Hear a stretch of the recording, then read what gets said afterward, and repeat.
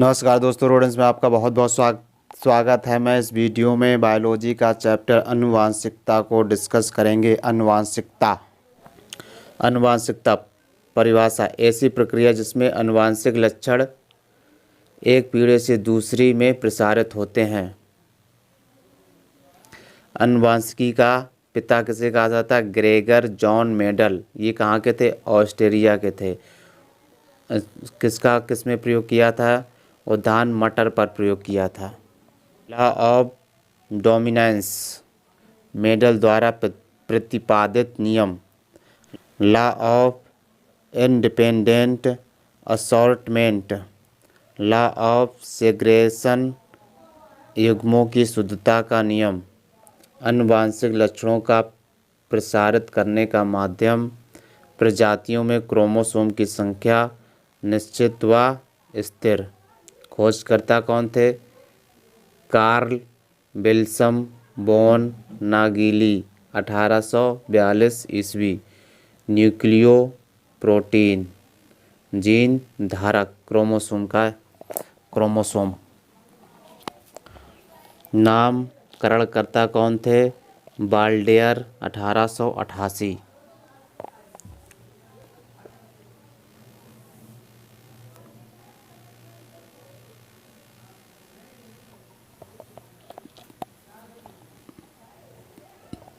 Gene आनुवांशिकता की मूल इकाई।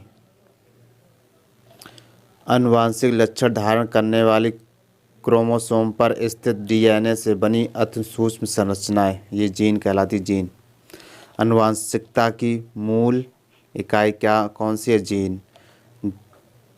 म्यूटेशन कैसे होता है? अनुक्रम आधार में परिवर्तन, फिर जीनों का अनुक्रम। जीनोम के सभी गुणसूत्रों का संरचनात्मक एवं प्रकार्यात्मक संगठन, जीनोम चित्रण। नामकरण किसने किया था? विल्हेम जोन्सेन ने। कब? 1909 में। जंपिंग जीन सर्वप्रथम मक्का में प्रयोग। किसमें? मक्का में प्रयोग। खोजकर्ता कौन थे? बारबरा यूएसए के थे। इन्हें नोबेल पुरस्कार मिला था 1983 में। कोशिकाओं में डीएनए के खंड ट्रांसपोजोन ऐसे आनुवांशिक तत्व जो एक गुणसूत्र में एक स्थान से दूसरे स्थान में जाने में समर्थ हैं। अनुलेखन रिवर्स ट्रांसक्रिप्शन। ये रिवर्स ट्रांसक्रिप्शन इधर से इधर, और ये ट्रांसक्रिप्शन। ओके, ये डीएनए है, ये आरएनए है। ये आरएनए है, ये डीएनए है। राइबोज डीएनए का पूरा नाम है। किसमें? शर्करा।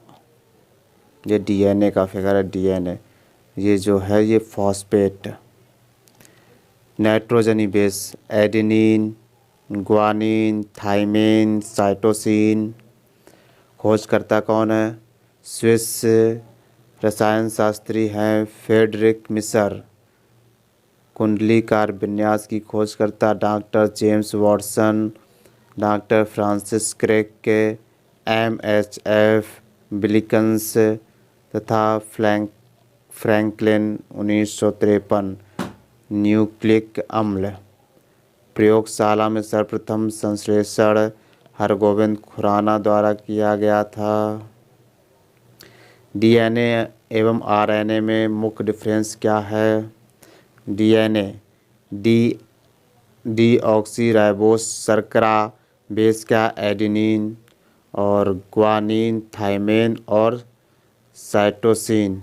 अब विस्तृति क्या? मुख्यतः केंद्रक व कुछ मात्रा में माइटोकॉन्ड्रिया व हरित लवक में पाए जाते हैं।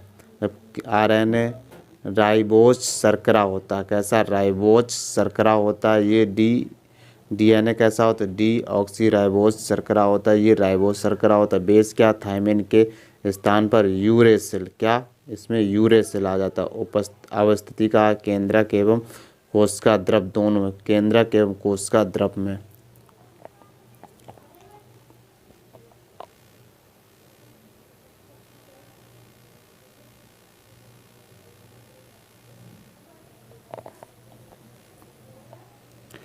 ट्रांसफर आरएनए प्रोटीन संश्लेषण हेतु अमीनो अम्ल राइबोसोम पर लाना। टीआरएनए आरएनए के मुख्य प्रकार RNA are RNA mRNA.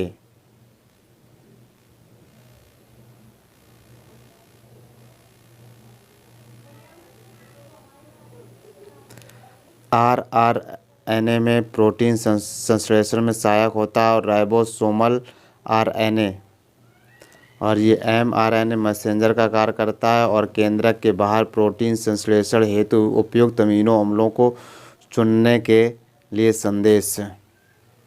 DNA का फुल फॉर्म क्या होता है? D oxy ribo nucleic acid. RNA का राइबो न्यूक्लिक एसिड। ये एग्जाम में कई बार फुल फॉर्म पूछा जा चुका है। महत्वपूर्ण तत्व डीएनए में उपस्थित यौगिक जो अमीनो अम्ल नहीं बनाता वो टायरोसिन होता है। कौन सा? टायरोसिन होता है। डीएनए में मौजूद शर्करा है डीऑक्सीराइबोज। राइबोसोम्स होते हैं किसके? आरएनए के होते हैं। साधारण मानव कोशिका में गुणसूत्रों की संख्या होती है 46 या 23 पेयर्स होते हैं। मेंडल का आनुवंशिकता का सिद्धांत आधारित है लैंगिक जनन पर। किस पर? लैंगिक। जैव उर्वरक क्या? जैव उर्वरक।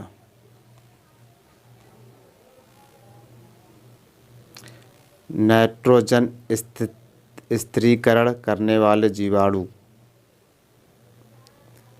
मुख्य दलहनी फसल चना हो गया, मटर हो गया, सेम हो गया, अरहर हो गया। ये दलहनी का पौधा है, ये इसकी जड़ है।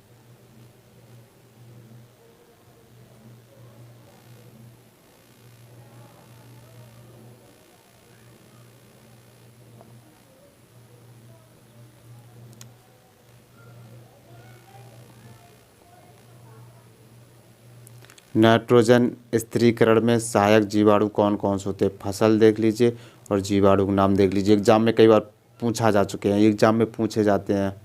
सोयाबीन में राइजोबियम जैपोनिकम और तीन पतिया घास में राइबोजोबियम ट्राइफोली होता है। लुसर्न में राइजोबियम मेलिलोती होता है। जली फर्न एनाबीना एजोली होता है। गुनेरा माइक्रोफाइला नोस्टोक मस्कोरम। जैव उर्वरक। जैव उर्वरक ये देखते हैं। सूक्ष्म जीवों व जीवाणुओं में युक्त खाद्य पर्यावरण हितैषी होता है ये। और नाइट्रोजन तथा फास्फोरस की उपलब्धता खेतों में लाभकारी सूक्ष्म जीव की वृद्धि करता है।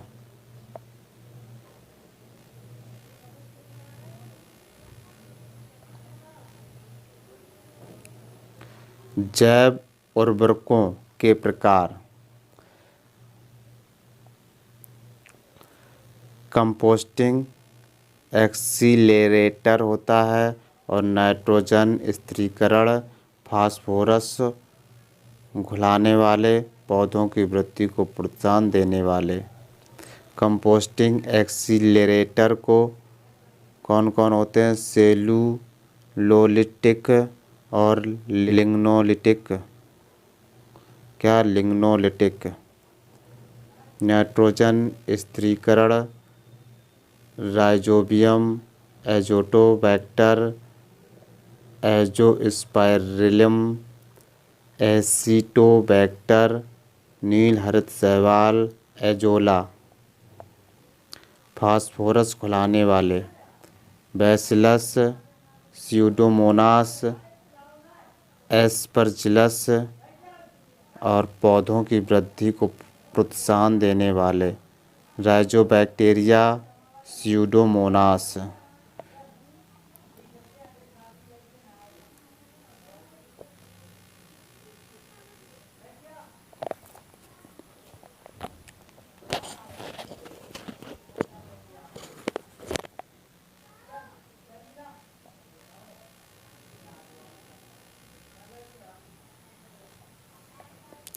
नील हरित शैवाल। क्या नील हरित शैवाल नाइट्रोजन स्थिरीकरण में सहायक होते हैं? अन्य नाम क्या? साइनोबैक्टीरिया है। प्रोकैरियोटिक शैवाल। एजोला का सहचारी।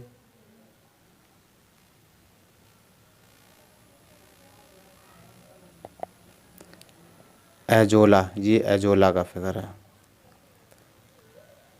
पत्तियों की पृष्ठीय सतह पर साइनोबैक्टीरिया कौन एनाबीना एजोली का कार्य क्या नाइट्रोजन स्थिरीकरण करता है? ये जली फर्न है। दुधारू पशुओं को खिलाने पर दुग्ध की मात्रा बढ़ जाती है। एजोला नाइट्रोजन स्थिरीकरण। उपज क्षमता बढ़ती है। नाइट्रोजन स्थिरीकरण बढ़ेगा तो उपज क्षमता बढ़ेगी।